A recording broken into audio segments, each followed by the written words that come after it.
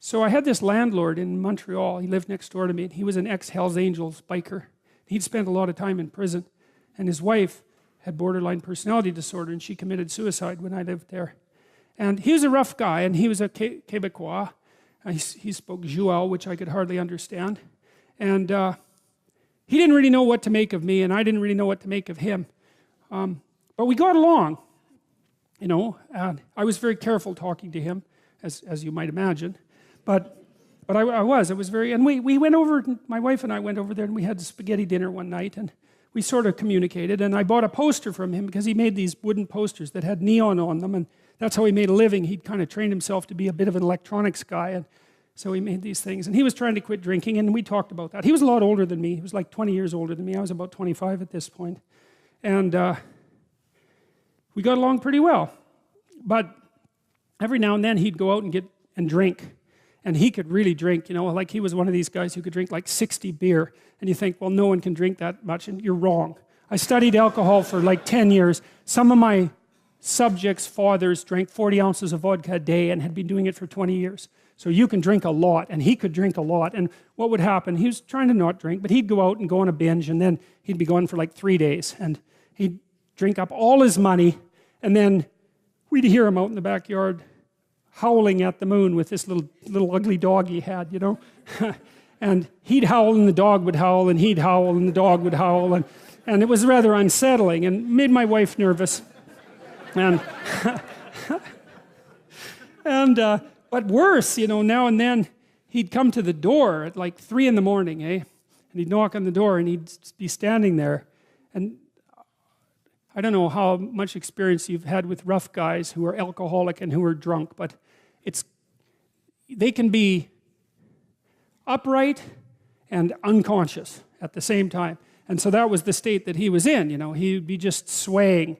And he'd ask me if I would like to buy his toaster or his microwave, because he needed some money to keep drinking. And, you know, I didn't really want to buy his toaster or his microwave, but when the ex-Hells Angel, Joual speaking, 60 beer drunk Quebecois biker shows up at your door at 3 in the morning and offers to sell you his microwave, the easiest thing is to say, I really need a microwave. So, you know, I bought the microwave and the toaster and some other things. But then my wife talked to me, and she liked my landlord, you know. Even though she was afraid of him, she liked him. And she said, you can't buy any more appliances because it's not good for him. And I thought, that's an interesting problem.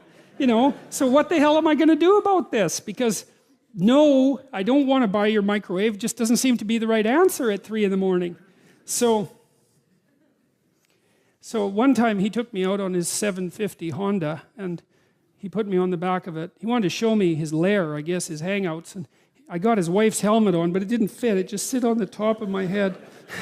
And he said, I got on the bike, and he said, if the cops chase us, we're not stopping. and then away we went. And we went to these bars downtown on Saint Laurent. They were very rough places. And he got into like 4 fights that night because he was a rough guy, you know, and these kind of punk guys would come up to him and sort of challenge him and act stupidly around him, and he was very skeptical. And if you were acting stupidly around him for any length of time, he'd just hit you because he felt that that's what you deserved, and perhaps he was right. You know, so I had first-hand opportunity to observe him. So anyways, he, sure enough, about a week or 2 after we had this conversation, he showed up at the door, knock, knock, knock, you know. I opened the door, and he was standing there, you know, with his eyes kind of half closed, and he was swaying. And he had, I don't remember what the appliance was this time, but he wanted to sell it to me. And I said, Paul, I can't buy this. I'm not going to buy this because I know you're trying to quit drinking. And if I give you this money, then you're going to go and drink it up. And it's not going to be good for you. And what else did I tell him? I think I told him as well that this whole thing of him coming to my house at like 2 in the morning was scaring my wife, who he liked, and that it had to stop. And believe me, man, I was thinking about what I was saying, because he was watching me like a rough guy watches you. And a rough guy watches you like this. He thinks, if you say one thing that indicates contempt, you're going to bloody well pay for it. And so I was finding my words like, you know, I was crossing a swamp and trying to look for the rocks underneath the surface. And I said what I had to say very, very carefully. And he looked at me for about 15 seconds. And that's a long time to be looked at 3 in the morning. And he left. And he never came back to sell me anything again. And we got along fine.